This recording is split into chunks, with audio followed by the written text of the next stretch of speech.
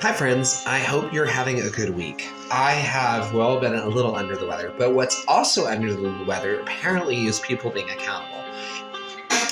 We are, at least at the Discretionary Media, making a lot of noise in this TikTok, but beyond that, I am very busy with the podcast where we are about to file nonprofit status this year, which is fantastic. But what I'm also discovering is that in light of all the reporting, especially in the news, people are treating people in the LGBTQ as a disease. And this is really alarming, and I've been talking about this, how Christians are starting to blame LGBTQ for all issues in America.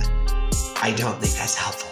But regardless of that actually happening, and it is, where Christian apologists like Elisa Childers is saying that, it's such a really wonderful thing that LGBTQ can be blamed for everything. And she did agree with that on a take that she's going to have to really answer for, not rebut, with Jonathan Root. I think that it actually is very telling right now. Now, if you don't know, I'm very active on Twitter, and we're just getting started here at the Subscribe.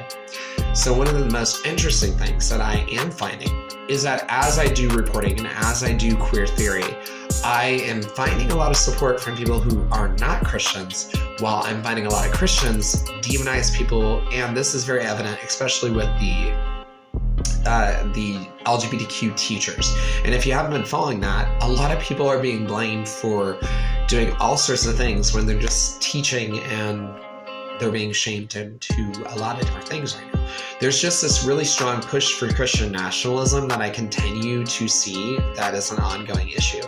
And regardless if you're religious or not, I think there is a point to say that America is not a theocracy, nor ever will be a theocracy. That allows us to have varying opinions. Now, is that, how it should be? I think so. And I think there's a wisdom in the founding fathers being able to make America what it is. But what I also believe is I truly believe that we are living in a day and age where people actually don't study church history, and they think that the Jesus movement of the 60s or 70s is, in my opinion, I think people are wanting to essentially relive it.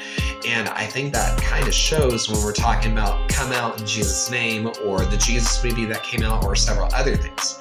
I think that we're legitimately seeing people basically worship revival.